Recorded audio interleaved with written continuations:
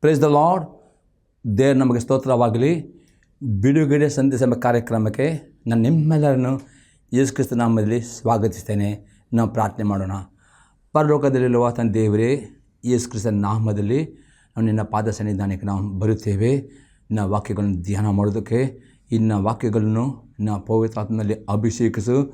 ಪವಿತ್ರಾತ್ಮ ನಾನು ನಿನ್ನ ಸ್ವಾಗತಿಸ್ತೇನೆ.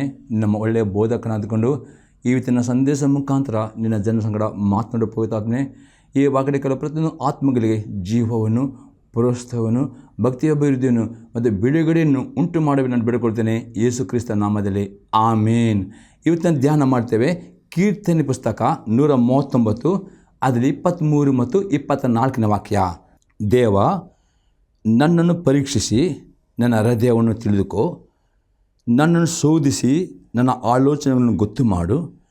ನಾನು ಕೇಡಿನ ಮಾರ್ಗದಲ್ಲಿರ್ತೇನೋ ಏನೋ ನೋಡಿ ಸನಾತನ ಮಾರ್ಗದಲ್ಲಿ ನಡೆಸು. ನಾವು ಈ ಕೀರ್ತನೆಯಲ್ಲಿ ದಾವೀದನು ಪ್ರೇರೆ ದೇವರ ಸನ್ನಿಧಾನಿಗೆ ಬರ್ತಾನೆ, ಮಾತಾಡ್ತಾನೆ. ದೇವ, ನನ್ನನ್ನು ಪರೀಕ್ಷಿಸು, ನನ್ನ ಹೃದಯವನ್ನು ತಿಳಿದುಕೋ, ನಾನು ಶೋಧಿಸಿ ನಾನು ಅಲ್ಲಿ ಗೊತ್ತು ಮಾಡು. ನಾನು ಕೇಡಿನ ಮಾರ್ಗದಲ್ಲಿರ್ತೇನೋ ಏನೋ ನೋಡಿ ನನ್ನ ಸನಾತನ ಮಾರ್ಗದಲ್ಲಿ ನಡೆಸು. ಪ್ರೇರೆ ಯಾಕೆ ಈ ರೀತಿ ದಾವೀದನ ಪ್ರಾರ್ಥನೆ ಮಾಡ್ತೀನಿ ಇದ್ದಾಗ್ತಾವೆ? ಇವತ್ತು ನಿಮ್ಮ ಎಲ್ಲ ಚಿಂತಾ ಭಾರಗಳಿಂದ ಇವತ್ತು ಅನೇಕರು ಈ ನೋಡೋರು ನಾನಾ ವಿಧ ಚಿಂತೆಯಲ್ಲಿ ಮುಳುಗಿದ್ದೀರಿ. ನೀವು ಪ್ರಾರ್ಥನೆ ಮಾಡ್ತೀರಿ, ಆದರೂ ನಿಮ್ಮ ಚಿಂತೆಯಿಂದ ನಿಮಗೆ ಪರಿಹಾರ ಸಿಗುವುದಿಲ್ಲ. ನಿಮ್ಮ ಕಷ್ಟ ನಿಮಗೆ ಪರಿಹಾರ ಆಗುವುದಿಲ್ಲ, ನಿಮ್ಮ ಸಮಸ್ಯೆ ಪರಿಹಾರ ಆಗುವುದಿಲ್ಲ, ನಿಮ್ಮ ಸಾಲ ಪರಿಹಾರ ಆಗುವುದಿಲ್ಲ, ನಿಮ್ಮ ರೋಗದ ಸಮಸ್ಯೆ. ಹಾಗಾದರೆ ಎಲ್ಲ ಸಂಗತಿ ಪರಿಹಾರ ಬೇಕಾ? ದೇವರ ಹತ್ರ ಬನ್ನಿರಿ, ದೇವರಿಗೆ ಗುಣಗುಟ್ಟಬೇಡಿ. ದೇವ, ನನ್ನ ಹೃದಯವನ್ನು ಪರೀಕ್ಷಿಸಿದೇವ, ನನ್ನ ಅಂತರ ಶೋಧಿಸು. ಎಲ್ಲಿಯಾದರೂ ನಾನು ನಿನ್ನ ಆಜ್ಞೆಗೆ ಅವಿಧಾನ ನಡೆದಿದ್ದೇನೋ, ಎಲ್ಲಿಯಾದರೂ ನಾನು ಅರಿಕೆ ಮಾಡಿದ ಪಾಪಗಳುಂಟೋ, ಅವಿದ ಈ ರೀತಿ ಪ್ರೇರೆ ದೇವರ ಸನ್ನಿಧಿ ಬಂದನು. ದೇವನ ಪರೀಕ್ಷೆ ಎಂಬುದಾಗಿ ನಾವು ಪ್ರಾರ್ಥಿಸುವಾಗ ಮತ್ತು ಪರೀಕ್ಷಿಸುವಾಗ ಪವಿತ್ರಾತ್ಮನು ಪ್ರೇರೆ ನಿಮ್ಮ ಆಶೀರ್ವಾದಕ್ಕೆ, ನಿಮ್ಮ ಬಿಡುಗಡೆಗೆ, ಅದು ನಿಮ್ಮ ಪ್ರಾರ್ಥನೆ ಅಡ್ಡಿ ಇರುವ ಗುಪ್ತದ ಪಾಪಗಳಿರಬಹುದು, ಅದು ಬೇಕೆಂದು ಮಾಡೋ ಪಾಪಗಳಿರ್ಬೋದು, ವಾಕ್ಯದ ಮುಖಾಂತರ ನಮಗೆ ತೋರಿಸಿಕೊಡುವಾಗ ನಿಜವಾಗಿ ನೀವು ಅದು ಪಶ್ಚಾತ್ತಾಪಟ್ಟು ಬಿಟ್ಟು ಬಿಡುವುದೇ 100% ದೇವರ ಕರುಣೆ ಹೊಂದಿಕೊಂಡಿದ್ದೀರಿ. ಹಾಗಾದರೆ ಈ ವಾಕ್ಯದ ಪ್ರಕಾರ ಹೇಗೆ ನೀವು ದೇವರ ಪರೀಕ್ಷೆ ಯಾವ ರೀತಿ ಕೆಲವು ಸಂಗತಿಗಳನ್ನು ನೋಡು. ಮೊದಲನೇ ಸಂಗತಿಯಾಗಿದೆ, ದಿನಾಲೂ ದೇವರ ವಾಕ್ಯದಿಂದ ನಮ್ಮ ಹೃದಯಗಳನ್ನು ಪರೀಕ್ಷಿಸುವವರು ಆಗಬೇಕು. ಇಬ್ರಿಯವರಿಗೆ ಬರೆದ ಪತ್ರಿಕೆ 4ನೇ ಅಧ್ಯಾಯದಲ್ಲಿ 12ನೇ ವಾಕ್ಯ ಇಬ್ರಿಯ ಚಾಪ್ಟರ್ 4:12. ಯಾಕೆಂದರೆ ದೇವರ ವಾಕ್ಯವು ಸಜೀವವಾದದ್ದು, ಕಾರ್ಯಸಾಧಕವಾದದ್ದು, ಯಾವ ಇಬ್ಬಾಯಿಕತೆಗಿಂತಲೂ ಹದವಾದದ್ದು, ಪ್ರಾಣ ಆತ್ಮಗಳನ್ನು ಕೀಲು ಮಜ್ಜೆಗಳನ್ನು ವಿಭಾಗಿಸುವಷ್ಟು ಮಟ್ಟಿಗೂ ತೂರಿ ಹೋಗುವಂಥದ್ದು, ಹೃದಯದ ಆಲೋಚನೆಗಳನ್ನು ಉದ್ದೇಶಗಳನ್ನು ವಿವೇಚಿಸುವಂಥದ್ದು ಆಗಿದೆ. ಇಲ್ಲಿ ಅಪೊಸ್ತಲ ಪೌಲನು ಈ ಇಬ್ರಿಯ 4ನೇ ವಾಕ್ಯ ಹೀಗೆ ಹೇಳ್ತಾನೆ, ಯಾಕೆಂದರೆ ದೇವರ ವಾಕ್ಯವು ಸಜೀವವಾದದ್ದು, ಕಾರ್ಯಸಾಧಕವಾದದ್ದು, ಯಾವ ಇಬ್ಬಾಯಿಕತೆಗಿಂತಲೂ ಹದವಾದದ್ದು, ಪ್ರಾಣ ಆತ್ಮಗಳನ್ನು ಕೀಳು ಮಜ್ಜೆಗಳನ್ನು ವಿಭಾಗಿಸುವಷ್ಟು ಮಟ್ಟಿಗೂ ತೂರಿ ಹೋಗೋದು, ಹೃದಯದ ಆಲೋಚನೆ ಉದ್ದೇಶಗಳನ್ನು ವಿವೇಚಿಸುವಂಥದ್ದು ಆಗಿದೆ. ಪ್ರೇರೆ ನಿಮ್ಮ ಹೃದಯವನ್ನು ಪರೀಕ್ಷೆ ಮಾಡಬೇಕಾದರೆ ಪ್ರಾರ್ಥನೆ ಮಾಡುವುದು ಮಾತ್ರ ಅಲ್ಲ, ದೇವರ ವಾಕ್ಯನ ಓದುವವರಾಗಬೇಕು. ಮತ್ತು ಓದುವಾಗ ದೇವರ ವಾಕ್ಯವನ್ನು ಆಳವಾಗಿ ಧ್ಯಾನಿಸುವವರಾಗಬೇಕು. ಧ್ಯಾನಿಸಿದ್ರೆ ಆವಾಗ ಸ್ಟಡಿ ಮಾಡಬೇಕು. ಆವಾಗ ಪುನಃ ಓದಿ ಆ ಆಜ್ಞೆಗಳು, ದೇವರ ವಾಕ್ಯ ಓದುವಾಗ ಅನೇಕ ಆಜ್ಞೆಗಳು ಸಿಗ್ತವೆ, ಅನೇಕ ವಾಗ್ದಾನಗಳು ಸಿಗ್ತವೆ, ಅನೇಕ ಒಳ್ಳೆಯ ದೃಷ್ಟಾಂತಗಳು. ಇದೆಲ್ಲ ಸಿಗುವಾಗ ಪುನಃ ಅದನ್ನು ಓದಬೇಕು. ಎಷ್ಟು ಸಾರಿ ಅದಷ್ಟು ಓದಿ ನಿಮ್ಮ ಮನಸ್ಸಿನ ಆಳಕ್ಕೆ ಅದನ್ನು ತೆಗೆದುಕೊಳ್ಳಬೇಕು. ಆವಾಗ ಆ ವಾಕ್ಯ ಜೀವ ಉಂಟು. ಆ ವಾಕ್ಯ ನಿಮ್ಮ ಒಳಗೆ ಹೋಗಿ ನಿಮ್ಮ ಹೃದಯದಲ್ಲಿ ಎಲ್ಲಿಯಾದರೂ ಪಾಪ ಅಡಕವಾಗಿರುವುದಾದರೆ, ಎಲ್ಲಿಯಾದರೂ ನಿಮ್ಮನ್ನ ಅವಿದಿರುವುದೇ, ಅದು ಅತಿ ಸ್ಪಷ್ಟವಾಗಿ ವಾಕ್ಯ ನಿಮ್ಮ ಒಳಗೆ ಹೋಗಿ ನಿಮಗೆ ಪಶ್ಚಾತ್ತಾಪದ ಕಣ್ಣೀರು ನಿಮ್ಮಲ್ಲಿ ಬರುವಂತೆ ಮಾಡುತ್ತದೆ ಪ್ರಿಯರೇ. ಯಾಕಂದರೆ ವಾಕ್ಯದಲ್ಲಿ ಜೀವ ಉಂಟು ಪ್ರಿಯರೇ, ಅದು ಇಬ್ಬಕ್ಕಿದೆ. ಅದು ನಿಮ್ಮ ಒಳಗೆ ಹೋಗುವಾಗ ಅತಿ ಸ್ಪಷ್ಟ ನಿಮ್ಮನ್ನು ಸ್ಕ್ಯಾನ್ ಮಾಡ್ತದೆ, ನಿಮ್ಮನ್ನು ಅತಿ ಸ್ಪಷ್ಟವಾಗಿ ಎಕ್ಸ್ರೇ ಮಾಡುತ್ತದೆ, ಅತಿ ಸ್ಪಷ್ಟವಾಗಿ ನಿಮ್ಮ ಎಲ್ಲ MRI ಸ್ಕ್ಯಾನ್ ಮಾಡ್ತದೆ. ಕರೆಕ್ಟ್ ಸ್ಕ್ಯಾನ್ ಮಾಡಿ ಎಲ್ಲಿ ಪಾಪ ಉಂಟು, ಯಾಕೆ ನಿಮ್ಮ ಅಲ್ಲಿ ತೋರಿಸಿಕೊಡುವಾಗ, ಹೌದು ದೇವ ನಾನು ಒಪ್ಪಿಕೊಳ್ಳುತ್ತೇನೆ.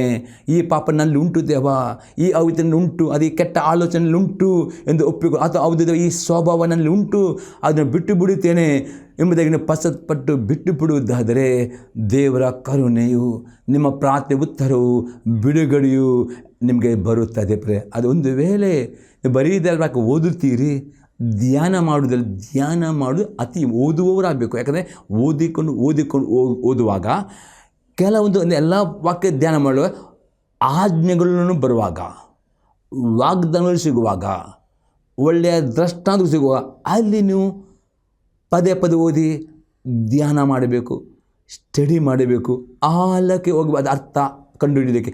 ಆವಾಗ ಮಾತ್ರ ಈ ವಾಕ್ಯ ಈ ಬೈಕತಿಯೋಪದಲ್ಲಿ ನಿಮ್ಮನ್ನು ತೋರಿಸಿಕೊಡುತ್ತದೆ. ಅದು ಅತಿ ಒಳಗೆ ಹೋಗಿ ಸ್ಕ್ಯಾನ್ ಮಾಡುತ್ತದೆ.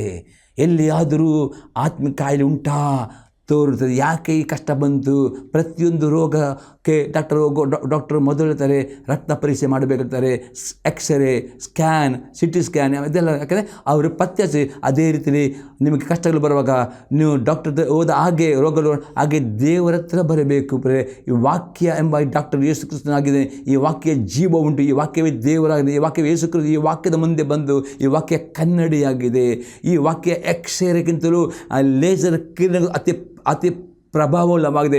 ಈ ಲೇಸರ್ ಕಿರಣ ನಮ್ಮ ಒಳಗೆ ಹೋಗುವಾಗ ಅತಿ ಸ್ಪಷ್ಟವಾಗಿ ತೋರಿಸಿಕೊಡುವಾಗ ನಿಮ್ಗೆ ಗೊತ್ತಾ, ಅಯ್ಯೋ ಈ ಜಾಗದಲ್ಲಿ ನಾನು ಪಾಪ ಮಾಡಿದ್ದೇನೆ, ಅದು ಈ ಜಾಗದಲ್ಲಿ ಕೆಟ್ಟ ಆಲೋಚನೆ ಉಂಟು, ಅದು ಈ ಜಾಗ ನನ್ನ ಬೇರೆಯೋ ಸಮಯ ಕೊಡಲಿಲ್ಲ, ಅದು ಈ ಜಾಗದಲ್ಲಿ ಆಗಿದೆ. ಆಗ ಗೊತ್ತಾಗುವಾಗ ಅಯ್ಯೋ ಎಂದು ಪಶ್ಚಾತ್ತಾಪ ಪಡುತ್ತೀರೋ, ದೇವ ನಾನು ಬಿಟ್ಟು ಬಿಡುತ್ತೇನೋ ಇದನ್ನು ನೋಡಿದ್ದೆ. ನಿಮ್ಮ ಜೀವಿತ ಇಮ್ಮಿಡಿಯೇಟ್ ಆಶೀರ್ವಾದ ಬಿಡುಗಡೆ ಪ್ರಾರ್ಥನೆ ಬರುತ್ತದೆ. ಹಾಗಾದರೆ ಹೃದಯ ಪರೀಕ್ಷೆ ಮಾಡೋದು ಒಂದು ಅರ್ಥವಾಗಿದೆ. ದೇವರ ವಾಕ್ಯವನ್ನು ಆಳವಾಗಿ ಧ್ಯಾನ ಮಾಡೋದು. ಇನ್ನು ಎಕ್ಸಾಂಪಲ್ ನೋಡ್ತೀವಿ, ನೆಹೆಮೀಯನ ಪುಸ್ತಕ 9ನೇ ಅಧ್ಯಾಯದಲ್ಲಿ 1ರಿಂದ 3ನೇ ವಾಕ್ಯ ತನಕ. ಅದೇ ತಿಂಗಳಿನ 24ನೆಯ ದಿನದಲ್ಲಿ ಇಸ್ರಾಯೇಲರು ಉಪವಾಸವಾಗಿದ್ದು ಗೋಣಿತಟ್ಟನ್ನು ಕಟ್ಟಿಕೊಂಡು ತಲೆಯ ಮೇಲೆ ಮಣ್ಣು ಹಾಕಿಕೊಂಡು ನೆರೆದು ಬಂದರು. ಇಸ್ರಾಯೇಲ್ ಸಂತಾನದವರು ಎಲ್ಲ ಅನ್ಯ ಕುಲದವರಿಂದ ತಮ್ಮನ್ನು ಬೇರ್ಪಡಿಸಿಕೊಂಡು ನಿಂತು ತಮ್ಮ ಪಾಪಗಳನ್ನು, ತಮ್ಮ ಪಿತೃಗಳ ಪಾಪಗಳನ್ನು ಆತನಿಗೆ ಅರಿಕೆ ಮಾಡಿದರು. ಅವರು 3 ತಾಸುಗಳವರೆಗೂ ತಮ್ಮ ತಮ್ಮ ಸ್ಥಳಗಳಲ್ಲಿ ನಿಂತು ತಮ್ಮ ದೇವರದ ಯೆಹೋವನ ಧರ್ಮಶಾಸ್ತ್ರಗ್ರಂಥವನ್ನು ಪಾರಾಯಣ ಮಾಡಿಸಿದರು. ತರವೇ ಇನ್ನು 3 ತಾಸು ತಮ್ಮ ದೇವರದ ಯೆಹೋವನಿಗೆ ಅಡ್ಡ ಬಿದ್ದು ಪಾಪವನ್ನು ಅರಿಕೆ ಮಾಡಿದರು. ನಾವು ನೇಮಿನ ಕಾಲದಲ್ಲಿ ದೊಡ್ಡ ಉಜ್ಜೀವನ ಬಂದಿದ್ದು. ಈ ಉಪವಾಸ ಪ್ರಾರ್ಥನೆ ಬಲ ಉಂಟು. ಅದೇ ಉಪವಾಸ ಪ್ರಾರ್ಥನೆ ಅರ್ಥ ಬರೀ ಊಟ ಬಿಡೋದು ಮಾತ್ರ. ಊಟ ಬಿಟ್ಟುಕೊಂಡು ಕೆಲಸಗಳನ್ನು ಬದಿಗಿಟ್ಟುಕೊಂಡು ಮೊಬೈಲಲ್ಲಿ ಸೈಲೆಂಟ್ ಇಟ್ಟುಕೊಂಡು ದೇವರ ಸನ್ನಿಧಾನಕ್ಕೆ ಬರಬೇಕು. ಅಲ್ಲಿ ದೇವರ ಸೇವಕರು ಕೊಡುವಂಥ ಪ್ರಬೋಧನೆ ವಾಕ್ಯ ಆಗ್ಬೋದು, ಕೊಡುವ ಬೈಬಲ್ ಸ್ಟಡಿ ಆಗ್ಬೋದು, ಕೊಡುವ ಉತ್ತೇಜನ ವಾಕ್ಯ ಓದ್ಕೊಂಡು ಆ ವಾಕ್ಯಗಳನ್ನು ಇಲ್ಲಿ ಏನು ಮಾಡಿದ್ರು, ಈ ಜನರು ನೆಹೆಮೀಯ ಪಾಸ್ಟರ್ ಹಾಕಿಕೊಂಡು ಉಪವಾಸನೆ ಕರೆಯುವಾಗ ಅವನ ಸಭೆ ಎಲ್ಲ ವಿಶ್ವರು ಉಪವಾಸ ನೆರೆದು ಬಂದಾಗ ನೆಹೆಮೀಯನು ಏನು ಮಾಡಿದನು, 3 ಗಂಟೆ ಕಾಲ ಧರ್ಮಶಾಸ್ತ್ರವನ್ನು ಧರ್ಮಶಾಸ್ತ್ರ ದೇವರು ಕೊಟ್ಟ ಎಲ್ಲ ಆಜ್ಞೆಗಳು ಓದಿದ್ದನು. ಆ ಓದುವಾಗ ಈ ಜನ ಲಕ್ಷ್ಯವಿಟ್ಟು ಕೇಳುವಾಗ ಅವರಿಗೆ ಪಶ್ಚಾತ್ತಾಪ ಬಂತು. ಅಯ್ಯೋ ದೇವರ ಆಜ್ಞೆಯನ್ನು ಆ ರೀತಿ ದೇವರ ಆತ್ಮನು ಉಪವಾಸ ದಿನ ಗೊತ್ತು ಮಾಡಲಿಕ್ಕೆ ಹೇಳಿದ ಸಭೆಯಲ್ಲಿ. ಆಗ ಸಭೆಯು ಉಪವಾಸ ದಿನ ಗೊತ್ತು ಮಾಡುವಾಗ ಬನ್ನಿರಿ ಉಪವಾಸ ಪ್ರಾರ್ಥನೆಗೆ. ಅಲ್ಲಿ ದೇವರ ಸೇವಕರು ಕೊಡುವ ಸಂದೇಶ, ಬೈಬಲ್ ಸ್ಟಡಿ, ಉತ್ತರ ಪ್ರವಾದನೆ ವಾಕ್ಯ ಲಕ್ಷ್ಯವಿಟ್ಟು ಕೇಳಿ. ಆಗ ದೇವರು ಮಾತನಾಡುತ್ತಾನೆ. ಆಗ ನಿಮ್ಮ ಲಕ್ಷ್ಯ ಕೇಳುವಾಗ ನಿಮ್ಮ ಒಳಗೆ ಅದು ಪಾಪ ಇದನ್ನು ತೋರಿಸಿಕೊಡುವಾಗ ಈ ರೀತಿಯ ಪಶ್ಚಾತ್ತಾಪ ಪಡಿತರು. ಆ ಉಪವಾಸ ನಿಮ್ಮ ಜೊತೆ ಆಶೀರ್ವಾದ ಬಿಡುಗಡೆ ಉಂಟು ಮಾಡುತ್ತೆ. ಇಲ್ಲಿ ನೇಮಿಯ ಕಾಲದಲ್ಲಿ ದೊಡ್ಡ ಉಜ್ಜೀವನ ಮತ್ತು ಆ ಸಭೆಯಲ್ಲಿ ಅನೇಕ ವ್ಯಭಿಚಾರ ಪಾಪಗಳು, ಅನೇಕ ನಾನಾ ಪಾಪಗಳಿತ್ತು. ಅದು ನೇಮಿಯ ಸಭಾಪಾಲಕನು ಉಪವಾಸ ಗೊತ್ತು ಮಾಡಿದನು. ಮತ್ತು 3 ಗಂಟೆ ಕಾಲ ಅದು ಓದುವಾಗ ಜನರು 3 ಗಂಟೆ ಕಾಲ ತನಕ ಪಾಪವನ್ನು ಅರಿಕೆ ಮಾಡಿದರು. ಪೂರ್ವಿಕರ ಪಾಪನ ಈ ರೀತಿ ಮಾಡುವಾಗ ಅವರ ಜೊತೆ ಬಿಡಿ ಆಗಿದೆ. ಪ್ರಿಯರೇ, ಸ್ವಪರೀಕ್ಷೆ ಮಾಡುವುದು ದತ್ತವಾಗಿದೆ. ದೇವರ ಮುಂದೆ ಬರಬೇಕು. ಯಾವ ಕಷ್ಟ ಬಂದರೂ, ಯಾವ ಸಮಸ್ಯೆ ಬಂದರೂ ದೇವರು ಕಾರಣ ಅಲ್ಲ, ನೀವು ಕಾರಣ. ದೇವರು ಗುಣಗುಟ್ಟುತ್ತಾರೆ. ದೇವರು ಒಳ್ಳೆಯವನಾಗಿದೆ. ಅದು ನಿಮ್ಮ ಪಾಪ ನಿಮಿತ್ತವಾಗಿ ಅದು ಬಂದಿದೆ. ಏನು ಪಾಪ ಎಂಬುದಾಗಿ ಗೊತ್ತಾಗಬೇಕಾದ್ರೆ ಈ ರೀತಿ ನೀವು ವಾಕ್ಯದ ಮುಂದೆ ಬರುವಾಗ ವೈಯಕ್ತಿಕವಾಗಿ ವಾಕ್ಯವನ್ನು ಆಳವಾಗಿ ಧ್ಯಾನಿಸಿ ಮಾಡಬೇಕು. ಸಭೆಗೆ ಬರುವ ಸಭೆಯಲ್ಲಿದ್ದ ಸೇರಿಕೊಳ್ಳೋ ಮಾತನ್ನು ಲಕ್ಷ್ಯವಿಟ್ಟು ಗಮನವಿಟ್ಟು ಕೇಳುವಾಗ ಆ ವಾಕ್ಯದಲ್ಲಿರೋ ಅಭಿಷೇಕವು ನಿಮಗೆ ಪಶ್ಚಾತ್ತಾಪ, ಅಲ್ಲಿಯೇ ನೀವು ಪಶ್ಚಾತ್ತಾಪ ನಂತರ ಕೂಡಲೇ ಪಶ್ಚಾತ್ತಾಪ ಪಡುತ್ತಾರೆ. ಆ ಉಪವಾಸವು, ಆ ಪ್ರಾರ್ಥನೆಯು ನಿಮಗೆ ಬಿಡುಗಡೆ ನೆಮ್ಮದಿಯುಂಟು ಮಾಡುತ್ತದೆ, ನಿಮ್ಮ ಪ್ರಾರ್ಥನೆ ಉತ್ತರ ಕೊಡ್ತದೆ. ಇದು ಅರ್ಥವಾಗಿದೆ ಪ್ರಿಯರೇ. ದಿನಾಲು ದೇವರ ವಾಕ್ಯದಿಂದ ಸ್ವಪರೀಕ್ಷೆ ಮಾಡು, ಇದು ಅರ್ಥವಾಗಿದೆ. ಎರಡನೇ ಸಂಗತಿ ನೋಡುತ್ತೇವೆ, ನಮ್ಮ ಪಾಪ ಒಪ್ಪಿಕೊಂಡು ಬಿಟ್ಟು ಬಿಡುವವರು ಆಗಬೇಕು. ಕೀರ್ತನೆ ಪುಸ್ತಕ 19 ಅದೇ 12 ಮತ್ತು 13ನೇ ವಾಕ್ಯ. ತನ್ನ ತಪ್ಪುಗಳನ್ನೆಲ್ಲ ತಿಳಿದುಕೊಳ್ಳುವವನು ಯಾವನು? ಮರೆಯಾದುಗಳಿಂದ ನಾನು ನಿರ್ಮಲ ಮಾಡ್ಬೇ. ಅನೇಕ ತಪ್ಪುಗಳು ಪ್ರತಿದಿನ ಮಕ್ಕಳು ಮಾಡುತ್ತಾರೆ. ಕೆಲವು ತಪ್ಪುಗಳು ಗೊತ್ತಿರುವುದಿಲ್ಲ, ಅದಕ್ಕೆ ಪ್ರೇರೆ ಇಲ್ಲಿ ದಾವೀದ ತನ್ನ ತಪ್ಪುಗಳನ್ನು ತಿಳಿದುಕೊಳ್ಳುವವನು ಯಾವನು? ಮರೆಯಾದ ನಿನ್ನನ್ನು. ಈ ರೀತಿ ನೀವು ವಾಕ್ಯ ಓದುವಾಗ, ವಾಕ್ಯ ಧ್ಯಾನಿಸುವಾಗ, ಸಭೆಯಲ್ಲಿ ಕೊಡಿಸ್ತಾನೆ ಕೇಳುವಾಗ ನಿಮಗೆ ದೇವರ ಹತ್ರ ಪಶ್ಚಾತ್ತಾಪ ಕೊಡುತ್ತಾನೆ ಪ್ರೇರೆ. ಅದು ಮೂಲವಾಗಲೇ ಅದರಲ್ಲಿ ಬೇಕೆಂದು ಪಾಪ ಮಾಡಿದೆ ನಿನ್ನ ದಾಸನನ್ನು ಕಾಪಾಡು, ಅಂಥ ಪಾಪ ನನ್ನ ಆಳದಿರಲಿ, ಆಗ ನಾನು ತಪ್ಪಿಲ್ಲದವನಾಗಿ ಮಾದೋಕ್ಕೆ ಒಳಗಾಗುವುದಿಲ್ಲ. ಪ್ರೇರೆ ಬೇಕೆಂದು ಪಾಪ ಮಾಡುವರಿದ್ದಾರೆ, ಆ ಪಾಪ ನಿಮ್ಮನ್ನು ಕಂಟ್ರೋಲ್ ಮಾಡ್ತವೆ ಮತ್ತು ಆ ಪಾಪ ಇನ್ನೂ ದೊಡ್ಡ ಪಾಪ. ಅದೇ ಪ್ರೇರೆ ನೀವು ಬರೀ ಪಾಪವನ್ನು ಒಪ್ಪಿಕೊಂಡು ಬಿಟ್ಟು ಬಿಡಬೇಕು, ಆಗ ದೇವರ ಕರುಣೆ ಬರುತ್ತದೆ. ಮತ್ತು ಮರೆಯಾದಗಳು ಪಾಪಗಳು, ಗುಪ್ತವಾದ ಪಾಪಗಳು ನಿಮಗೆ ಕಂಡು ಬರಬೇಕಾದ್ರೆ ದೇವರ ವಾಕ್ಯ ಆಳಾಗಿ ಧ್ಯಾನ ಮಾಡಬೇಕು. ದೇವರ ವಾಕ್ಯ ಬೋಧಿಸುವ ಬೋಧನೆ ಈ ಟಿ ವಿ ಮತ್ತು ಕೇಳುವ ಲಕ್ಷ ಬಿಟ್ಟು ಕೇಳಿರಿ ಪ್ರೆ. ಈ ಸಂದೇಹ ನಿಮಗೆ ರೆಕಾರ್ಡ್ ಆಗಿ ಯೂಟ್ಯೂಬ್ನಲ್ಲಿ ಸಿಗುತ್ತೆ, ಕೇಳಿರಿ. ಎಷ್ಟು ಕೇಳಿತು ಲಕ್ಷ ಕೊಟ್ಟು ಕೇಳಿ, ಆಗ ನಿಮಗೆ ಪಾಪ ನಿಮಗೆ ಪಶ್ಚಾತ್ತಾಪ ಪಡುವಾಗ ನಿಮಗೆ ಬಿಡುಗಡೆ ಬರುತ್ತದೆ ಪ್ರೇರೆ. ಇನ್ನೊಂದು ಎಕ್ಸಾಂಪಲ್ ನೋಡ್ತೇವೆ, ಕೀರ್ತನೆ 90ನೇ ಕೀರ್ತನೆಯಲ್ಲಿ 8ನೇ ವಾಕ್ಯ. ನಮ್ಮ ದ್ರೋಹಗಳನ್ನು ನಿನ್ನ ಮುಂದೆಯೂ ನಮ್ಮ ಗುಪ್ತ ಪಾಪಗಳನ್ನು ನಿನ್ನ ತೇಜೋದೃಷ್ಟಿಯಲ್ಲಿಯೂ ಇಟ್ಟುಕೊಂಡಿದ್ದಿ. 9ನೇ ವಾಕ್ಯ. ನಿನ್ನ ರೋಷದಿಂದ ನಮ್ಮ ಕಾಲವೆಲ್ಲ ಸಂದು ಹೋಯಿತು, ನಮ್ಮ ವರ್ಷಗಳು ನಿಟ್ಟುಸಿರಿನಂತೆ ತೀರಿ ಹೋದವು. ದಾವೀದ ಹೇಳ್ತಾನೆ, ನಮ್ಮ ದ್ರೋಹಗಳನ್ನು ನಿನ್ನ ಮುಂದೆಯೂ ನಮ್ಮ ಗುಪ್ತ ಪಾಪ ನಿನ್ನ ಇಟ್ಟುಕೊಂಡು. ಪ್ರಿಯ, ನೀವು ಮಾಡಿದ ಪಾಪಗಳು ಒಂದು ವೇಳೆ ಒಪ್ಪಿಕೊಂಡು ಅರಿಕೆ ಮಾಡದೆ ಆ ಪಾಪಗಳು ಹಾಗೆ ಯೇಸು ನಂಬಿಕೆ ಇಟ್ಟು ನೀರಿನ ಮುಳಿದ ನಿಮ್ಮೆಲ್ಲ ಪಾಪಗಳು ಪರಿಹಾರವಾಗಿತ್ತು. ಆ ನೀರನ್ನು ತಿಳಿಸ್ಕೊಂಡು ದಿನದಿಂದ ಪ್ರಿಯ ಹೊಸ ವ್ಯಕ್ತಿಗೆ ಜೀವಿಸುವಾಗ ಪ್ರತಿದಿನ ನಿಮ್ಮ ಜೀವಿತವನ್ನು ಸ್ವಪರೀಕ್ಷೆ ಮಾಡದಿದ್ದರೆ ಇಲ್ಲಿ ನಾನು ನೋಡ್ತೇನೆ, ನಿಮ್ಮ ಪಾಪಗಳು ದೇವರ ಮುಂದೆ ಅದು ಗುಪ್ತವಾಗಿ ಮರೆಯಾಗುತ್ತವೆ. ಆ ಪಾಪಕ್ಕೆ ಪಶ್ಚಾತ್ತಾಪ ಪಡೆದಿದ್ದರೆ ನಿಮಗೆ ಇಡೀ ನಿಮ್ಮ ಜೀವನ ಪರ್ಯಂತ ಕಷ್ಟಗಳು, ರೋಗಗಳು ಸಮಸ್ಯೆ ಬರುತ್ತವೆ. ಆಗ ನಿಮ್ಮ ಜೀವನ ಪರ್ಯಂತ ನಿಮಗೆ ಸುಖಕರವಾಗಿ ಜೀವನ ಮಾಡಬೇಕು, ನಿಮ್ಮ ಆಯುಷ್ಯಕಾಲ ಸಮೃದ್ಧಿ ಜೀವನ ಮಾಡಬೇಕು. ಒಂದೇ ಕಂಡೀಷನ್, ದೇವರ ಮುಂದೆ ಪರಿಶುದ್ಧರಾಗಿ ನಿರ್ದೋಷಿಯಾಗಿ ಜೀವಿಸುವುದಾದರೆ ನಿಮ್ಮ ಈ ಲೋಕದ ಪ್ರಯಾಣ ಅದು ಸುಖಕರವಾಗಿ ಸಂತೋಷಕರವಾಗಿ ಇರುತ್ತದೆ ಪ್ರೇರೆ. ಇಲ್ಲದರೆ ಲೋಕದ ಪ್ರಯಾಣ, ಅನೇಕರು ಈ ಲೋಕದ ಪ್ರಯಾಣದಲ್ಲಿ ಕಷ್ಟ, ಸಂಕಟ, ನೋವು ಅನುಭವ ಮಾಡುತ್ತಾರೆ ಪ್ರೇರೆ. ದೇವರ ಚಿತ್ತವಾಗಿದೆ ಈ ಲೋಕದಲ್ಲಿ ಜೀವಿಸುವಾಗ ಸಂತೋಷವಾಗಿ ಬಾಳಬೇಕಾ ಪ್ರೇರೆ, ನಿಮ್ಮ ಹೃದಯ ಪರೀಕ್ಷೆ ಮಾಡಬೇಕು. ಇಲ್ಲದರೆ ಆ ಗುಪ್ತ ಪಾಪಗಳು ಇರುವುದರೆ ಅದಕ್ಕೆ ಶಿಕ್ಷೆಗಳು ಬರುತ್ತವೆ. ಅದಕ್ಕೆ ಇಲ್ಲಿ ಅಂತಂದರೆ, ನಮ್ಮ ದ್ರೋಹಗಳನ್ನು ನಿನ್ನ ಮುಂದೆಯೂ ನಮ್ಮ ಗುಪ್ತ ಪಾಪಗಳು ನಿನ್ನ ಹತ್ರ ಇಟ್ಟುಕೊಂಡಿದ್ದಿ. ಅದಕ್ಕೆ ನಾವು ಒಪ್ಪಿಕೊಂಡು ಪಶ್ಚಾತ್ತಾಪ ಆ ಪಾಪಗಳು ತೊಳೆದು ಬೀಳ್ತದೆ. ಸೈತನು ದೂರುಗಾರನು ಆತನಿಗೆ ದೂರಲಿಕ್ಕೆ ಅವಕಾಶ ಸಿಗುವುದಿಲ್ಲ ಪ್ರೇರೆ. ಇನ್ನೊಂದು ಎಕ್ಸಾಂಪಲ್ ನಾವು ನೋಡ್ತೇವೆ, ಕೀರ್ತನೆ 139 ಅದೇ 1ರಿಂದ 4ನೇ ವಾಕ್ಯ. ಯೆಹೋವನೇ, ನೀನು ನನ್ನನ್ನು ಪರೀಕ್ಷಿಸಿ ತಿಳುಕೊಂಡಿದ್ದಿ, ನಾನು ಕೂತುಕೊಳ್ಳುವುದು ಹೇಳುವುದು ನಿನಗೆ ಗೊತ್ತಿದೆ. ದೂರದಿಂದಲೇ ನನ್ನ ಆಲೋಚನೆಗಳನ್ನು ಬಲ್ಲವನಾಗಿರುತ್ತಿ, ನಾನು ನಡೆಯುವುದನ್ನು ಮಲಗುವುದನ್ನು ಶೋಧಿಸಿ ಗ್ರಹಿಸಿಕೊಳ್ಳುತ್ತಿ. ನನ್ನ ನಡತೆಯೆಲ್ಲ ನಿನಗೆ ಗೋಚರವಾಗಿದೆ. ಯೆಹೋವನೇ, ನನ್ನ ನಾಲಿಗೆಯ ಮಾತುಗಳಲ್ಲಿ ನೀನು ಅರಿಯದಿರುವುದು ಒಂದೂ ಇಲ್ಲ. ಪ್ರೇರೆ, ದಾವೀದನಿಗೆ ಈ ಒಂದು ಪ್ರಕರಣ ಸಿಕ್ಕಿತು. ನೀವು ಕೂತ್ಕೊಳ್ಳುವುದು, ಮಲಗುವುದು, ಮಾತನಾಡುವುದು ಎಲ್ಲವೂ ದೇವರಿಗೆ ಗೊತ್ತುಂಟು. ಅದಕ್ಕೋಸ್ಕರ ಪ್ರೇರೆ, ನೀವು ದೊಡ್ಡ ಪಾಪಗಳು ಮಾಡದಿದ್ದರೂ ಆಲೋಚನೆಯಲ್ಲಿ ನೀವು ಪಾಪ ಮಾಡುವವರಾಗ್ತೀರಿ. ಅನೇಕರು ಬಾಯಿ ಮಾತ್ರ ಪಾಪ ಮಾಡಿ ಎಲ್ಲ ಸಣ್ಣ ಸಣ್ಣ ಪಾಪಗಳೇ ಪ್ರೇರೆ ನಿಮ್ಮ ಆಶೀರ್ವಾದಕ್ಕೆ ತಡೆಗಳು. ಅದಕ್ಕೆ ನಾವು ನೋಡ್ತೇವೆ, ಐಜಯ ಪ್ರವಾದನೆ ಪುಸ್ತಕ 59ನೇ ಅಧ್ಯಾಯದಲ್ಲಿ 1-2 ವಾಕ್ಯದ ಹೀಗಿರ್ತದೆ, ಯೆಹೋವನ ಹಸ್ತವು ರಕ್ಷಿಸಲಾರದಾಗೆ ಮೋಟುಗೈಯಲ್ಲ, ಆತನ ಕಿವಿಡಲ್ಲ. ನಿಮ್ಮ ಪಾಪ ಅಪರಾಧಗಳೇ ನಿಮ್ಮನ್ನು ದೇವರಿಂದ ಆಗಲಿಸ ಬಂದಿವೆ ಎಂಬುದಾಗಿ ಐಜಯ ಪ್ರವಾದನೆ. ಅನೇಕರು ಪ್ರಾರ್ಥನೆ ಮಾಡ್ತಾರೆ, ಉಪವಾಸ ಮಾಡ್ತಾರೆ, ಕೂಗುತ್ತಾರೆ, ಅಯ್ಯೋ ದೇವ. ಅದೇ ಅವರ ಪ್ರಾರ್ಥನೆ ಉತ್ತರವೇ ಬರೆದ ಕಾರಣ ಪ್ರೇರೆ, ನೀವು ಹುಡುಕಿಕೊಂಡು ಬರಬೇಕು. ಅದಕ್ಕೆ ದಾವೀದ ಹೇಳ್ತಾನೆ, ದೇವ ನನ್ನ ಪರೀಕ್ಷಿಸು, ನಾನು ಕೂತ್ಕೊಳ್ಳುವುದು, ಮಲಗುವುದು, ಮಾತನಾಡುವುದು ನಿನಗೆ ಆಗದೆ ಪ್ರೇರೆ. ಸಣ್ಣ ಸಣ್ಣ ಪಾಪಗಳು ಸಹ ನಿಮ್ಮ ತಡೆ ಹಿಡಿಯುತ್ತದೆ. ಅದಕ್ಕೆ ನೋಡಿ, ಪರಮಗೀತ ಪುಸ್ತಕ 2ನೇ ಅಧ್ಯಾಯದಲ್ಲಿ 15ನೇ ವಾಕ್ಯದಲ್ಲಿ ಹೀಗೆ ಉಂಟು, ತೋಟಗಳನ್ನು ಹಾಳು ಮಾಡುವ ಸಣ್ಣ ಸಣ್ಣ ನರಿಮರನ್ನು ಹಿಡಿಯಿರಿ. ನಮ್ಮ ತೋಟಗಳು ಹೂವಾಗಬೇಕು. ಸಣ್ಣ ಸಣ್ಣ ನರಿಮರು, ಸಣ್ಣ ಸಣ್ಣ ಪಾಪಗಳೇ ನಿಮ್ಮ ಆಶೀರ್ವಾದವನ್ನು ಹಾಳು ಮಾಡ್ತವೆ, ನಿಮ್ಮ ಆತ್ಮ ಜೀವಿತವನ್ನು ನಷ್ಟ. ಅದಕ್ಕೆ ಪ್ರೇರೆ ದೇವರ ಹತ್ರ ಬರಬೇಕು. ವಾಕ್ಯದ ಮುಖಾಂತರ ಪರೀಕ್ಷೆ ಮಾಡಬೇಕು, ಮತ್ತು ಪಾಪಕ್ಕೆ ಪಶ್ಚಾತ್ತಾಪ ಪಡಬೇಕು, ಮತ್ತು ಪಾಪವನ್ನು ಬಿಟ್ಟು ಬಿಡಬೇಕು, ಕರುಣೆ ಸಿಗಬೇಕಾದರೆ. ನಾನು ಪುಸ್ತಕ 28ನೇ ಅಧ್ಯಾಯದಲ್ಲಿ 13ನೇ ವಾಕ್ಯ, ದೋಷಗಳನ್ನು ಮುಚ್ಚಿಕೊಳ್ಳುವವನಿಗೆ ಶುಭವಾಗದು, ಅವನು ಒಪ್ಪಿಕೊಂಡು ಬಿಟ್ಟು ಬಿಡುವವನಿಗೆ ಕರುಣೆ ದೊರೆಯುವುದು. ಇಲ್ಲಿ ಮಾತ್ರ ನಿಮ್ಮ ಪಾಪಗಳು ಬಚ್ಚಿಡಬಾರ್ದು, ನಿಮ್ಗೆ ಗೊತ್ತಾದ ನಂತರ ಒಪ್ಪಿಕೊಳ್ಳಬೇಕು. ಬಿಟ್ಟು ಬಿಟ್ಟರೆ ಮಾತ್ರ ಕರುಣೆ ಸಿಗ್ತದೆ, ಇಲ್ಲದೆ ಕರುಣೆ ನಿಮಗೆ ಸಿಗುವುದಿಲ್ಲ. ಹೊಸ ಒಡಂಬಡಿಕೆ ನೋಡ್ತೇವೆ, 1ನೇ ಯೋಹನ ಪತ್ರಿಕೆ 1ನೇ ಅಧ್ಯಾಯದಲ್ಲಿ 8 ಮತ್ತು 9ನೇ ವಾಕ್ಯ, ನಮ್ಮಲ್ಲಿ ಪಾಪವಿಲ್ಲವೆಂದು ನಾವು ಹೇಳಿದರೆ ನಮ್ಮನ್ನು ನಾವೇ ಮೋಸಪಡಿಸಿಕೊಳ್ಳುತ್ತೇವೆ ಮತ್ತು ಸತ್ಯ ಎಂಬುದು ನಮ್ಮಲ್ಲಿಲ್ಲ. ನಮ್ಮ ಪಾಪಗಳು ಒಪ್ಪಿಕೊಂಡು ಅರಿಕೆ ಮಾಡಿದರೆ ಆತ ನಂಬಿಗಸ್ತನು ನೀತಿವಂತನು ಆಗಿರಿಂದ ನಮ್ಮ ಪಾಪಗಳನ್ನು ಕ್ಷಮಿಸಿಬಿಟ್ಟು ಸಕಲ ಅನೀತಿಯನ್ನು ಪರಿಹರಿಸಿ ನಮ್ಮನ್ನು ಶುದ್ಧಿ ಮಾಡುವನು.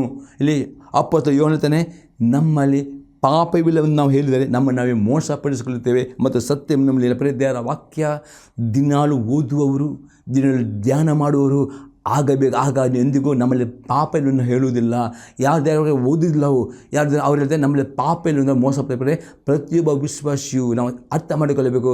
ದೊಡ್ಡ ದೊಡ್ಡ ಪಾಪಗಳು ಮಾಡದಿದ್ದವರು ಆಲೋಚನೆಯಲ್ಲಿ, ಬಾಯಿ ಮಾತಿನಲ್ಲಿ ಪಾಪವನ್ನು ಮಾಡುವವರು ಆಗ್ತಾರೆ. ಅದೇ ಈ ಪಾಪಗಳು ಸಹ ನಿಮ್ಮ ಆಸೆ ಅಡ್ಡಿ. ಅದಕ್ಕೆ ಅಲ್ಲಿ ಯೋಹನ ಹೇಳ್ತಾನೆ, ನಮ್ಮಲ್ಲಿ ಪಾಪವಿಲ್ಲವೆಂದು ನಾವು ಹೇಳಿದರೆ ನಮ್ಮನ್ನು ನಾವೇ ಮೋಸಪಡಿಸಿಕೊಳ್ತೇವೆ ಮತ್ತು ಸತ್ಯ ಎಂಬುದು ನಮ್ಮಲ್ಲಿ ಇಲ್ಲ.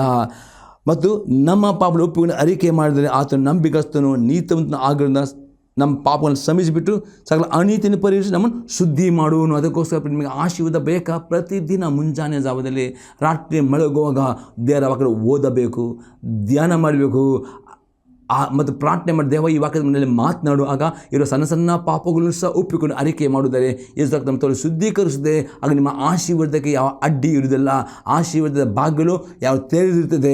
ಇಲ್ಲದಿದ್ದರೆ ಆ ಸಣ್ಣ ಸಣ್ಣ ಪಾಪಗಳು ಗೂಡು ಕಟ್ಟುತ್ತವೆ ಮತ್ತು ಒಂದಿನ ಆಶೀರ್ವಾದ ಬಾಗಿಲು ಮುಚ್ಚಲ್ಪಡುತ್ತೆ. ಅದಕ್ಕೆ ನಿಮ್ಮ ಕಷ್ಟ ಸಂಕಟ ಅನುಭವ ಮಾಡಬೇಕು. ಅದಕ್ಕೆ ದಾವೀದನ ದೇವ ನನ್ನ ಪರೀಕ್ಷಿಸು, ಮತ್ತು ಅದಕ್ಕೆ ಈ ರೀತಿ ನಿಮ್ಮ ಅದನ್ನು ಪರೀಕ್ಷಿಸುವವರು ಆಗಬೇಕು, ಪಾಪ ಒಪ್ಪಿಕೊಂಡು ಬಿಟ್ಟು ಬಿಡುವವರಾಗಬೇಕು. 3ನೇ ಸಂಗತಿಯನ್ನು ನೋಡ್ತೇವೆ, ದಿನಾಲು ಶುದ್ಧ ಮನಸಾಕ್ಷಿ ಉಳ್ಳವರು ಆಗಬೇಕು.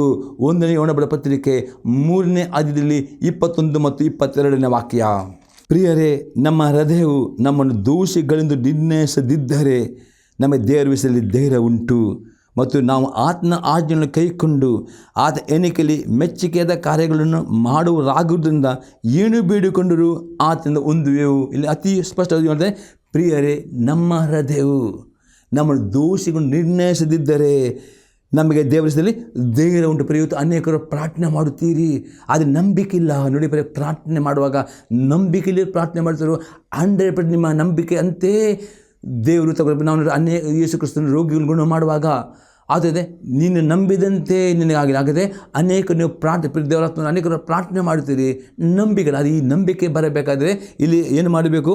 ಅಪೊಸ್ತಲರು ಹೇಳಿದ್ರೆ, ಪ್ರಿಯರೇ, ನಮ್ಮ ಹೃದಯವು ನಮ್ಮನ್ನು ದೋಷಿಗಳು ನಿರ್ಣಯಿಸಿದ್ದರೆ ನಮಗೆ ದೇವರ ಧೈರ್ಯ ಉಂಟು. ಹಾಗಾದರೆ ನಿಮ್ಮ ಹೃದಯವು ನಿಮಗೆ ದೋಷ ತೀರ್ಪು ಕೊಡಬಾರದು. ಒಂದು ತೀರ್ಪು ಕೊಡುವುದಾದರೆ ನಿಮ್ಮ ಪ್ರಾರ್ಥನೆಯಲ್ಲಿ ಆ ನಂಬಿಕೆ ಇರುವುದಿಲ್ಲ, ಆ ಧೈರ್ಯ ಇರುವುದಿಲ್ಲ. ಅದು ನಮ್ಮ ಪ್ರಾರ್ಥನೆ ಕೇಳು. ಹಾಗಾದರೆ ಆ ಧೈರ್ಯ ಅನ್ನೋ ಬರೆದರೆ ನೀವು ನಿಮ್ಮ ಹೃದಯವು ದೋಷ ತೀರ್ಪು ಕೊಡುವಾಗ ದೇವರ ವಾಕ್ಯವನ್ನು ಪಡೆದರೆ ಅಲ್ಲಿ ಒಡಂಬಡಿಕೆ ದಿನ ಓದಬೇಕು, ಕೀರ್ತನೆ ಓದಬೇಕು. ಅದೇ ಹೊಸ ಒಡಂಬಡಿಕೆ ಪಡೆದರೆ ಅತಿ ಹೆಚ್ಚಾಗಿ ಓದಬೇಕು. ಎಷ್ಟು ದೇವರ ಓದುತ್ತೀರೋ, ಅದರಲ್ಲಿ ಧ್ಯಾನ ಮಾಡುತ್ತೀರೋ, ಅದರಲ್ಲಿ ನಿಮ್ಮ ಹೃದಯ ಹೊಂದಿರೋದು ಬೇಡವಾ?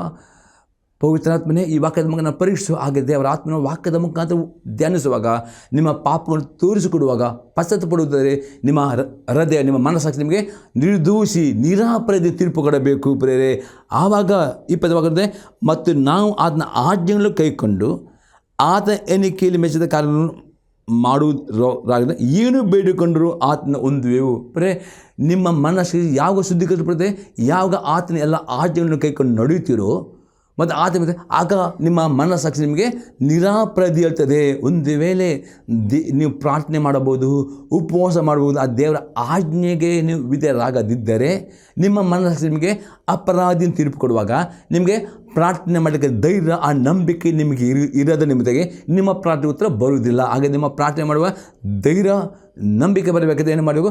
ಆತನ ಎಲ್ಲ ಆಜ್ಞೆ ಕೈಕೊಂಡು ನಡೆಯುವಾಗ ನಿಮ್ಮ ಮನಸ್ಸಾಗಿ ಅಪರಾಧ ತೀರ್ಪು ಕೊಡುವುದಿಲ್ಲ.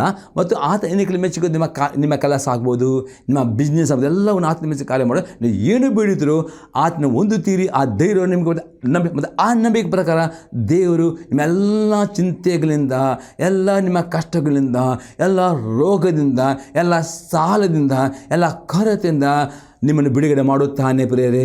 ಅದಕ್ಕೋಸ್ಕರ ಪ್ರಿಯರೇ, ತಾವಿದಾಗೆ ದಿನಾಲು ಹೃದಯ ಪರೀಕ್ಷಿಸೋದು ಅತಿ ಇಂಪಾರ್ಟೆಂಟ್ ಆಗಿದೆ. 4ನೇ ಸಂಗತಿ ನೋಡ್ತೇವೆ, ಒಂದು ವೇಳೆ ನಮ್ಮ ಹೃದಯಗಳನ್ನು ಪರೀಕ್ಷೆ ಮಾಡದಿದ್ದರೆ ದೇವರ ನಮ್ಮನ್ನು ಶಿಕ್ಷೆಗೆ ಒಳಪಡಿಸುತ್ತಾನೆ. ಇಬ್ರಿಯವರಿಗೆ ಪತ್ರಿಕೆ 12ನೇ ಅಧ್ಯಾಯದಲ್ಲಿ 5ರಿಂದ 13ನೇ ವಾಕ್ಯ ತನಕ. Hebrews 12 verse 5 to 13. ಮಕ್ಕಳಿಗೆ ಹೇಳುವಂತೆ ನಿಮಗೆ ಹೇಳಿದ ಎಚ್ಚರಿಕೆ ಮಾತನ್ನು ಮರೆತು ಬಿಟ್ಟಿದ್ದರು ಏನೆಂದರೆ, ಮಗನೇ, ಕರ್ತನ ಶಿಕ್ಷೆಯನ್ನು ತಾತ್ಸಾರ ಮಾಡಬೇಡ, ಆತನನ್ನು ಗದರಿಸುವ ಬೇಸರಗೊಳ್ಳಬೇಡ. ಪಲ್ಲಿ ಅಪೊಸ್ತಲ ಪೌಲನೇ, ಯೇಸು ಕ್ರಿಸ್ತನಲ್ಲಿ ಯಾರು ನಂಬಿಕೆ ಇಟ್ಟಿದ್ದಾರೋ, ಯಾರು ನೀವು ನಿಮ್ಮನ್ನು ದೀಕ್ಷೆ ಅಂದುಕೊಂಡಿದ್ದೀರೋ, ದೇವರು ನಿಮ್ಮ ತಂದೆಯಾಗಿದ್ದಾನೆ, ನೀವು ಆತನ ಮಕ್ಕಳಾಗಿದ್ದೀರಿ. ಮತ್ತು ದೇವರು ನಿಮ್ಮನ್ನು ಪ್ರೀತಿಯಿಂದ ಪ್ರೇರೆ ನೀವು ಅವಿಧೇಯತೆಯಲ್ಲಿ ನಡೆಯುವಾಗ, ಪಾಪದಲ್ಲಿ ಜೀವಿಸುವಾಗ ನಿಮಗೆ ಎಚ್ಚರಿಕೆ ಕೊಡುತ್ತೆ, ವಾಕ್ಯದ ಮುಖಾಂತರ ಎಚ್ಚರಿಕೆ ಕೊಡುತ್ತಾನೆ. ಸಭೆಯಲ್ಲಿ ವಾಕ್ಯದ ಎಚ್ಚರಿಕೆ, ಈ ಟಿ ವಿ ಮಧ್ಯಕ್ಕೆ ಆದರೂ ನೀವು ಅವಿಧೇಯರಾಗಿದ್ದರೆ ದೇವರು ಏನು ಮಾಡ್ತಾನೆ, ನಿಮ್ಮನ್ನು ಶಿಕ್ಷಿಸ್ತಾನೆ, ನಿಮ್ಮನ್ನು ಗದರಿಸ. ಆಗ ನೀವು ಬೇಸರ ಪಡಬಾರದು ಎಂಬುದಾಗಿ ಅಪೊಸ್ತಲನು ಹೇಳ್ತಾನೆ. 6ನೇ ವಾಕ್ಯದಂತೆ, ಕರ್ತನು ತಾನು ಪ್ರೀತಿಸುವವನನ್ನೇ ಶಿಕ್ಷಿಸ್ತಾನೆ, ತಾನು ಸೇರಿಕೊಳ್ಳೋ ಪ್ರತಿ ಮಗನ ಹೊಡೆಯುತ್ತಾನೆ ಎಂಬುದು. ದೇವರು ನಿಮ್ಮನ್ನು ಪ್ರೀತಿಸಿ, ಯಾಕಂದರೆ ಆತನು ತನ್ನ ಮಗನಾದ ಯೇಸು ರಕ್ತ ನಿಮ್ಮನ್ನು ಕ್ರಯಕ್ಕೆ ತಗೊಂಡಿದ್ದಾನೆ. ನೀವು ನಿಮ್ಮ ಸೊತ್ತಲ್ಲಿ ನೀವು ದೇವರು ನಿಮ್ಮನ್ನು ಪ್ರೀತಿಸ್ತಾನೆ. ಆ ಪ್ರೀತಿಯಿಂದ ನಿಮಗೆ ಆತನು ದೇವರು ಶಿಕ್ಷೆ ಕೊಡೋ ಮೊದಲು ನಿಮ್ಮ ಹತ್ರ ಮಾತನಾಡ್ತಾನೆ. ಒಂದು ಸಲ ಅಲ್ಲ, 2 ಸಲ ಅಲ್ಲ, 3 ಸಲ ಮಾತನಾಡ್ತಾನೆ. ತುಂಬ ಟೈಮ್ ಕೊಡುತ್ತಾನೆ. ಅದೇ ನಿಮ್ಮ ಹೃದಯ ಕಠಿಣಪಡಿಸೋದಾದರೆ, ನಿಮ್ಮ ಮನಸ್ಸಾಕ್ಷಿ ಕಠಿಣಪಡಿಸಿದರೆ, ದೇವರ ಬಗ್ಗೆ ಧ್ಯಾನ ಮಾಡದಿದ್ದರೆ, ದೇವರ ಬಗ್ಗೆ ಓದುವುದಿಲ್ಲವಾದರೆ, ನಿಮ್ಮಲ್ಲಿ ವೈಯಕ್ತಿಕ ಪ್ರಾರ್ಥನೆಯಿಲ್ಲದಿದ್ದರೆ ನಿಮ್ಮ ಕಿವಿ ಮಂದವಾಗಿರುತ್ತದೆ, ನಿಮ್ಮ ಆತ್ಮೀಯ ಕಿವಿ ಮುಚ್ಚಲ್ಪಡುತ್ತೆ. ಆಗ ನಿಮಗೆ ಗೊತ್ತಾಗೋದಿಲ್ಲ ದೇವರ ಮಾತನ್ನು. ಮತ್ತು ಆವಾಗ ಅದರ ಶಿಕ್ಷೆಗೆ ಒಳಪಡಿಸ್ತಾನೆ. ಯಾಕಂದರೆ ದೇವರನ್ನು ಪ್ರೀತಿಸ್ತಾನೆ. ಯಾಕಂದರೆ ಯೇಸು ನಂಬಿಕೆಟ್ಟವರು ನೀರು ಮುಳುಗಿಸಿಕೊಂಡು ನರಕದ ಬೆಂಕಿಯಿಂದ ನಿಮಗೆ ತಪ್ಪಿಸ್ತಾನೆ. ಅದಕ್ಕೆ ನಿಮ್ಮ ನರಕದ ಬೆಂಕಿಯಿಂದ ತಪ್ಪಿಸಿ ನಿಮ್ಮ ನರಕಕ್ಕೆ ಹಾಕುವುದನ್ನು ನಿಮ್ಮ ನಿತ್ಯ ಜೀವ ಉಂಟು, ನಿಮಗೆ ಪರಲೋಕ ರಾಜ್ಯದ ವಾಗ್ದಾನ ಮಾಡಿದೆ. ಅದಕ್ಕೋಸ್ಕರ ದೇವರು ಏನು ಮಾಡ್ತಾನೆ, ನಿಮಗೆ ಶಿಕ್ಷೆಗೆ ಒಳಪಡಿಸ್ತಾನೆ. ಅದಕ್ಕೋಸ್ಕರ ಯಾಕೆ ನೀವು ಶಿಕ್ಷಿತರಾಗಬೇಕಂದ್ರೆ ನಿಮಗೆ ಗೊತ್ತಾಗಬೇಕು, ಪಾಪ ಮಾಡಿದರೆ ಶಿಕ್ಷೆ ಉಂಟು, ದೇವರ ವಾಕ್ಯ ವಿಧೇಯರಾದರೆ ಆಶೀರ್ವಾದ. ಅದಕ್ಕೆ ನಾವು ಧರ್ಮಕಾಂಡ 28ನೇ ಅಧ್ಯಾಯದಲ್ಲಿ 1-2 ವಾಕ್ಯದಲ್ಲಿ ದೇವರು ಹೇಳ್ತಾನೆ, ಯಾರ್ಯಾವ ದೇವರ ಆಜ್ಞೆ ವಿಧೇಯರಾಗುತ್ತೆ ಅವರಿಗೆ ಆಶೀರ್ವಾದ ಉಂಟು ಮತ್ತು ಅವಿಧೇಯರಾದರೆ ಶಾಪ ಉಂಟು. ಮತ್ತು ಧರ್ಮಕಾಂಡ 30ನೇ ಅಧ್ಯಾಯದಲ್ಲಿ 19ನೇ 20ನೇ ವಾಕ್ಯದಲ್ಲಿ ದೇವರು ಮೋಶೆಯ ಮುಖಾಂತರವಾಗಿ ಈ ಭೂಮಿಯನ್ನು ಮತ್ತು ಆಕಾಶವನ್ನು ಸಾಕ್ಷಿಗಿಟ್ಟಿದ್ದಾನೆ. ಯಾರು ದೇವರ ವಾಕ್ಯ ವಿಧೇಯರಾಗ್ತೋ ಈ ಭೂಮಿ ಮತ್ತು ಆಕಾಶ ನಿಮ್ಮ ಪರವಾಗಿ ದೇವರ ಹತ್ರ ಸಾಕ್ಷಿ ಕೊಡುತ್ತದೆ. ನೀವು ಅವಿಧೇಯರಾದ ಈ ಭೂಮಿ ಮತ್ತು ಆಕಾಶ ನಿಮಗೆ ವಿರುದ್ಧವಾಗಿ ಸಾಕ್ಷಿ. ಅದಕ್ಕೋಸ್ಕರ ದೇವರಿಗೆ ಭಯ ಪಡಬೇಕು. ನೀವು ಗುಪ್ತ ಪಾಪ ಮಾಡಬಹುದು ಈ ಒಂದು ಸೈತಾನನು ದೂರುಗಾರನಾಗಿದ್ದಾನೆ. ಅವನ ಕೆಲಸ 20 ಗಂಟೆ ದೇವರು ದೂರು ಕೊಡುವುದು. ಆ ದೂರಿಗೆ ಸಾಕ್ಷಿ ಈ ಭೂಮಿ ಆಕಾಶ ಸಹ ನಿಮಗೆ ಸಾಕ್ಷಿ ಕೊಟ್ಟರೆ ದೇವರು ಶಿಕ್ಷೆಗೆ ಸೈತಾನಿಗೆ ಅನುಮತಿ ಕೊಡುತ್ತಾನೆ. ಅದಕ್ಕೆ ಈ ಭೂಮಿ ಆಕಾಶ ನೀವು ವಿಧೇಯತೆಯಲ್ಲಿ ಸಾಕ್ಷಿ ಕೊಡಿದರೆ ಸೈತಾನ ದೂರು ದೇವರು ಸ್ವೀಕಾರ. ಅದಕ್ಕೋಸ್ಕರ ನಿಮಗೆ ದೇವರು ತುಂಬ ಸಮಯ ಕೊಡುತ್ತಾನೆ. ಪಡೆದಂಥದ್ದು ಓಡಿದಾಗ ನಿಮ್ಮನ್ನು ಪ್ರೀತಿಸ್ತಾನೆ, ನಿಮಗೆ ನಿತ್ಯ ಜೀವ ವಾಗ್ದಾನ ಮಾಡಿದೆ. ಅದಕ್ಕೋಸ್ಕರ ಅದು ಬರುವಾಗ ನೀವು ಶಿಕ್ಷಿತರಾಗಬೇಕು, ಕಲಿತುಕೊಳ್ಳಬೇಕು, ಪಾಠ ಕಲಿತುಕೊಳ್ಳಬೇಕು ಎಂಬುದಾಗಿ ಅದು ಅರ್ಥವಾಗಿದೆ. 7ನೇ ವಾಕ್ಯ ನೋಡ್ತೇವೆ, ನೀವು ಶಿಕ್ಷಿತರಾಗುವುದಕ್ಕೆ ನಿಮಗೆ ಶಿಕ್ಷೆ ಆಗುತ್ತದೆ, ಅದು ಸಹಿಸಿಕೊಳ್ಳಬೇಕು. ಅಂದರೆ ನಿಮಗೆ ಏನೋ ಕಷ್ಟ ನಮ್ಮ ಜೀವ ಇರಬಹುದು, ರೋಗ ಇರಬಹುದು, ಸಹಿಸಿಕೊಳ್ಳಬೇಕು. ದೇವರು ನಿಮ್ಮನ್ನು ಮಕ್ಕಳಿಂದ ದೇವರು ನಿಮ್ಮನ್ನು ಪ್ರೀತಿಸ್ತಾನೆ, ಆತನ ಮಕ್ಕಳು ನಿಮ್ಮನ್ನು ನಡೆಸ್ತಾನೆ. 8ನೇ ವಾಕ್ಯ, ತಂದೆಯಿಂದ ಶಿಕ್ಷೆ ಹೊಂದಿದ ಮಗನಲ್ಲಿ ಮಕ್ಕಳೆಲ್ಲರೂ ಹೊಂದುವ ಶಿಕ್ಷೆಯು ನಿಮಗುಂಟಾಗದಿದ್ದರೆ ನೀವು ಆದರಿಂದ ಹುಟ್ಟಿದ ಹೊರತು ದೇವರು ಪ್ರತಿಯೊಬ್ಬ ತನ್ನ ಮಕ್ಕಳಿಗೆ ಶಿಕ್ಷೆ ಕೊಟ್ಟೇ ಕೊಡುತ್ತಾನೆ. ಶಿಕ್ಷೆ ಕೊಡದವನು ದೇವರು ತಂದೆಯ ಮಗನಲ್ಲ. ನಿಜವಾಗಿ ದೇವರು ನಿಮ್ಮ ತಂದೆ ಆಗಿದೆ. ದೇವರು ತನ್ನ ಪ್ರತಿಯೊಂದು ಮಕ್ಕಳಿಗೆ ಶಿಕ್ಷೆ ಕೊಡುತ್ತಾಗೆ. ಪ್ರತಿಯೊಂದು ಮಕ್ಕಳು ದೇವರಿಗೆ ವಿಧೇಯರಾಗಬೇಕೆಂಬುದಾಗಿ 9ನೇ ವಾಕ್ಯ ನೋಡ್ತೇವೆ. ಇದು ಮಾತ್ರವಲ್ಲದೆ ನಮ್ಮನ್ನು ಶಿಕ್ಷಿಸಿದಂಥ ಶರೀರ ಸಂಬಂಧದಿಂದ ತಂದೆಗಳನ್ನು ಸನ್ಮಾನಿಸಿದೀವಷ್ಟೇ, ನಮ್ಮ ಆತ್ಮಗಳಿಗೆ ತಂದೆಯಾಗಿರುವಂತೆ ನಾವು ಇನ್ನೂ ಹೆಚ್ಚಾಗಿ ಒಳಪಟ್ಟು ಜೀವಿಸಬೇಕಲ್ಲವೇ. ಶಿಕ್ಷೆಗಳು ಬರುವಾಗ, ಕಷ್ಟಗಳು ಬರುವಾಗ ನಿಮ್ಮ ದೇವರು ನಿಮ್ಮ ತಂದೆ ಆಗಿದ್ದಾನೆ, ನೀವು ಆತನ ಮಕ್ಕಳಾಗಿದ್ದೀರಿ. ಆಕೆ ಆತನ ಶಿಕ್ಷೆ ಕೊಡ್ತಾನೆ, ನಿಮಗೆ ನಿತ್ಯ ಜೀವ ವಾಗ್ದಾನ ಮಾಡಿದ್ದಾನೆ, ನಿಮಗೆ ಪರಲೋಕ ರಾಜ್ಯ ಉಂಟು. ಅದಕ್ಕೋಸ್ಕರ ನಿಮಗೆ ದೇವರು ಶಿಕ್ಷೆ ಕೊಡುತ್ತಾನೆ. ಆ ಶಿಕ್ಷೆ ಬರುವಾಗ ನೀವು ದೇವರು ಸನ್ಮಾನಿಸಬೇಕು. ಹೇಗೆ ಸನ್ಮಾನಿಸುವುದಂದರೆ ದೇವರ ಪ್ರತಿ ಆಜ್ಞೆಗೆ ವಿಧೇಯರಾಗುವುದೇ ಆತನಿಗೆ ಸನ್ಮಾನಿಸುವುದು ಆಗಿದೆ.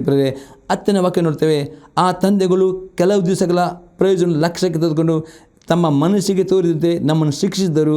ಆತನಾದರೂ ನಾವು ತನ್ನ ಪರಿಶುದ್ಧತೆಯಲ್ಲಿ ಪಾಲುರಾಗಬೇಕೆಂದು ನಮ್ಮ ಹಿತಕ್ಕಾಗಿಯೇ ಶಿಕ್ಷಿಸ್ತಾನೆ. ನಾವು ಶಾರೀರಿಕ ತಂದೆಗಳು ತಮ್ಮ ಹಿತಕ್ಕೂ ಶಿಕ್ಷಿಸ್ತಾನೆ. ಆದರೆ ದೇವರಾದ ಪರಲೋಕ ದೇವರು ನಿಮ್ಮ ತಂದೆ ಆಗಿದ್ದಾನೆ.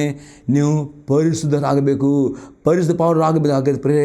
ಪರಿಶುದ್ಧತೆ ಯಾವನ್ನು ದೇವರು ನೋಡಲಿಕ್ಕೆ ಆಗುವುದಿಲ್ಲ. ದೇವರು ಪರಿಶುದ್ಧತೆ, ಆ ಪರಿಶುದ್ಧತೆ ನೀವು ಅಭ್ಯಾಸ ಮಾಡಬೇಕು. ಅದು ಹೇಗೆಂದರೆ ದಿನಾಲೂ ದೇವರ ವಾಕ್ಯನ ಮುಂಜಾನೆ ಜಾವದಲ್ಲಿಯೂ ರಾತ್ರಿ ಮಲಗೋಗಿ ದೇವರ ವಾಕ್ಯನ ಓದುವುದು ಮಾತ್ರ ಧ್ಯಾನ ಮಾಡಬೇಕು. ಆಗ ನಿಮ್ಮ ಪಾಪಗಳು ನಿಮಗೆ ಗೊತ್ತಾಗುತ್ತವೆ. ಪಶ್ಚಾತ್ತಾಪ ಪಡ್ಕೊಂಡು ಬಿಟ್ಟರೆ ನಿಮಗೆ ಪ್ರತಿದಿನ ದಾವಿದನೇ ಕೀರ್ತನೆ 23ನೇ ಕೀರ್ತನೆ 6ನೇ ವಾಕ್ಯ ನಿಶ್ಚಯವಾಗಿ ಶುಭವು ಕೃಪೆಯು ನಿಮ್ಮ ಮೇಲೆ ಇರುತ್ತದೆ.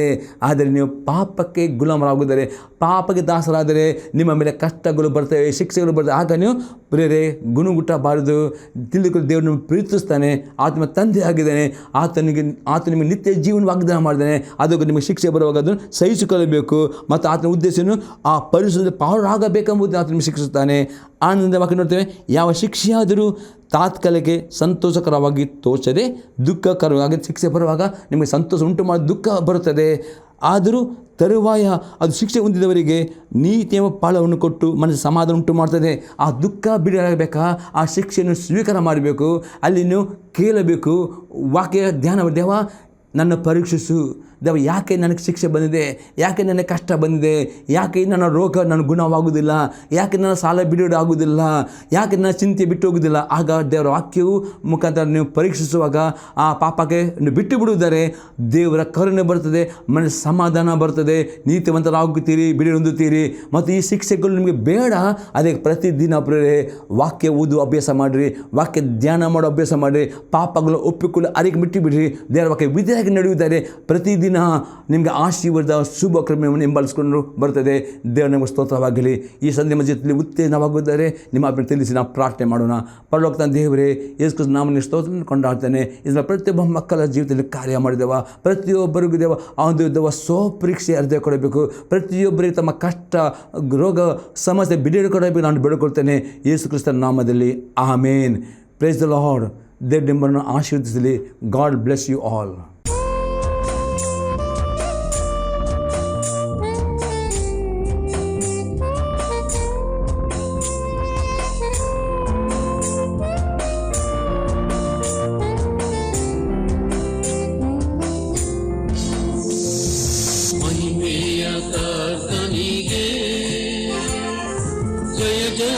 ಜಯವೆನ್ನಿರಿ, ಜಯ ವೀರ ದೇವನಿಗೆ ನಿತ್ಯ ಸ್ತುತಿ ತನ್ನಿರಿ.